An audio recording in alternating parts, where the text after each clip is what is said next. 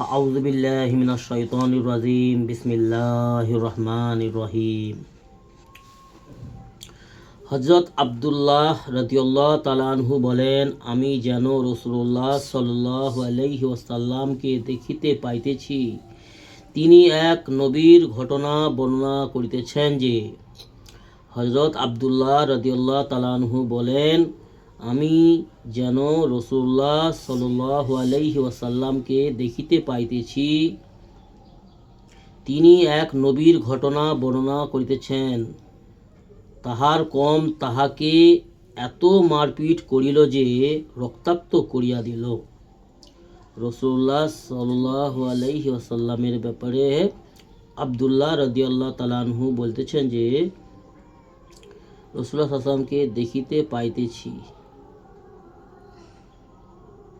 রাসূলুল্লাহ সাল্লাল্লাহু আলাইহি ওয়াসাল্লামেরই মানে জীবন কাহিনীটা উনি বলছেন।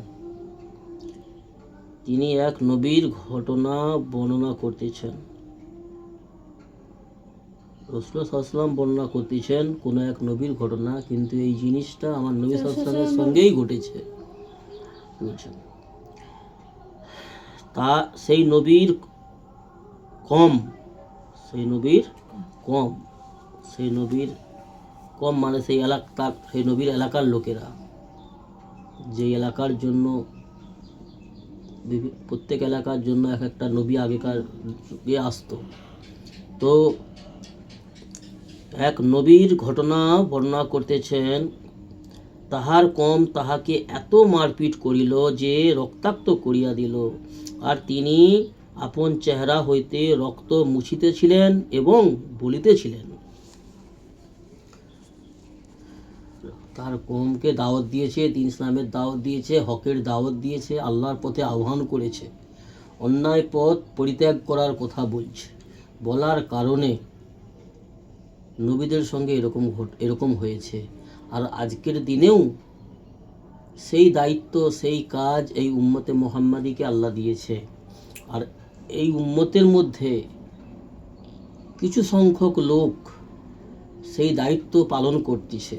নবীওয়ালা কাজ, হকের দাওয়াত লোকেদের মধ্যে পৌঁছানো এবং অন্যায় পথ থেকে বিরত রাখা, তা'মুরুনা বিল মারুফ ওয়া তানহাউনা আনিল মুনকার, যে সৎ পথে ডাকা, আহ্বান করা এবং সৎ কাজ করার আদেশ করা, আর অসৎ কাজ থেকে বিরত রাখা, অন্যায় কাজ, নাফরমানির কাজ থেকে বিরত রাখা এই উম্মতের দায়িত্ব।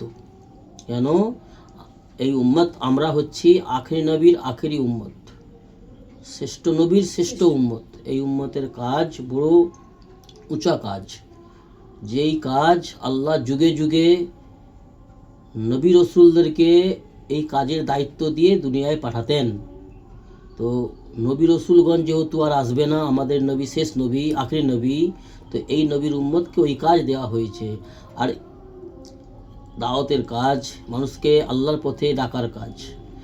আর ওই কাজ করতে গিয়ে, নবীওয়ালা কাজ করতে গিয়ে আগে যে সমস্ত নবীরা যে পরিস্থিতির সম্মুখীন হয়েছে, যে বিপদের সম্মুখীন হয়েছে, সেই রকমই বিপদের সম্মুখীন এই উম্মতকেও হতে হবে, যারা নবীওয়ালা দায়িত্ব পালন করবে, নিজেদের দায়িত্ব পালন করবে।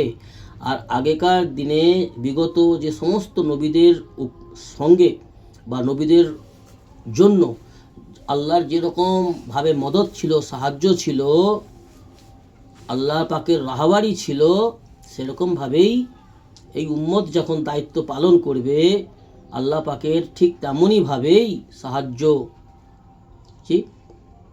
আল্লাহ পাক এখনও করবেন। কেন? এত দায়িত্বওয়ালা কাজ করবে উম্মত, আর আল্লাহর সাহায্য ছাড়া করতে পারবে না। অর্থাৎ যে এই দায়িত্ব পালন করবে আল্লাহ রাব্বুল আলামিনের ঠিক তেমনইভাবে, যেমনভাবে আগেকার দিনে বিগত যে সমস্ত নবী রসুলদের সঙ্গে আল্লাহর সাহায্য ছিল, যেইভাবে যে রাহাবারি ছিল বা বিভিন্ন রকম সাহায্য আল্লাহ করেছেন নবী রসুলদের উপরে, তেমনইভাবে সাহায্য, সম্মান এবং রাহাবারি করবেন আল্লাহ। কিন্তু আমরা যদি আমাদের দায়িত্ব পালন করি তবে না। তো আজকের দিনেও কিছু সংখ্যক উম্মত আলহামদুলিল্লাহ যারা দিন ইসলামের কাজকে, নবীওয়ালা কাজকে যথারীতিভাবে পালন করছেন এবং করার চেষ্টা করছেন, তো আল্লাহর সাহায্য তারা পাচ্ছেন। তবে ওরকম কঠিন পরিস্থিতির সম্মুখীনও হতে হচ্ছে। আজকের দিনে যারা নবীওয়ালা কাজ করছে, দায়িত্ব পালন করছে, আল্লাহর হুকুম পালন করছে, তো কি বললেন, এক নবীকে তার কমেরা এত মারপিট করলো, রক্তাক্ত করিয়া দিল, আর সে নবী আপন চেহারা হইতে রক্ত মুছিতেছিলেন এবং বলিতেছিলেন আল্লাহকে বলছে, এ আল্লাহ, আমার কমকে ক্ষমা করিয়া দিন। এই হচ্ছে নবীদের আখলাক, চরিত্র, এই হচ্ছে নবীদের গুণ। তাকে রক্তাক্ত করে দিয়েছে, তবু আল্লাহর কাছে রক্ত মুছতেছে শরীর থেকে, আর আল্লাহকে বলতেছে, এ আল্লাহ, আমার কমকে ক্ষমা করিয়া দিন, কারণ তাহারা জানে না এই ধরনের ঘটনা স্বয়ং নবী করিম সাল্লাল্লাহু আলাইহি ওয়াসাল্লামের সহিত উহুদের যুদ্ধে ঘটিয়াছে। বুখারী শরীফের হাদিস। রাসূলুল্লাহ সাল্লাল্লাহু উনি বলছেন, কিন্তু উনি বলছেন, আমি দেখিতেছি রাসূলুল্লাহ সাল্লাল্লাহু আলাইহি ওয়াসাল্লামকে, দেখিতে পাইতেছি, আর তিনি এক নবীর ঘটনা বর্ণনা করতেছেন। আগেও এরকম অনেক নবীর সঙ্গে ঘটনা ঘটেছে, তবে সেম টু সেম নয়, বিভিন্ন রকমভাবে। অনেক নবীকে জাকারিয়া আলাইহিস সালামকে করাত দিয়ে চেরা হয়েছে, তার কমেরা চিরে দিয়েছে, জি। আর ঈসা নবীকে মারার জন্য তার কমেরা ঘিরে ফেলেছিল। ঈসা আলাইহিস সালামকে আল্লাহ পাক আসমানে উঠিয়ে নিয়েছেন, উনি আসবেন আবার পুনরায়, ওনার মওত হয়নি। আর ইব্রাহিম নবীকে আগুনে ফেলা হয়েছে, আর ইউনুস নবীকে তাড়া করেছিল তার কমেরা, সে পালাবার চেষ্টা করছিল, তখন নৌকা উল্টে সমুদ্রে পড়ে যায়, তখন মাছে গিলে নেয়। আবার সে যখন বুঝতে পারলো যে আমি আমার কর্তব্য পালন না করে, আমি আমার আল্লাহর হুকুম পুরা না করে আমি ওদের থেকে বাঁচার চেষ্টা করছিলাম, তো অর্থাৎ আল্লাহ পাক বলছে, তোমার বাঁচা যাবে না, তো তোমার কাজ তোমাকে করে যেতে হবে, আমি তো আছি।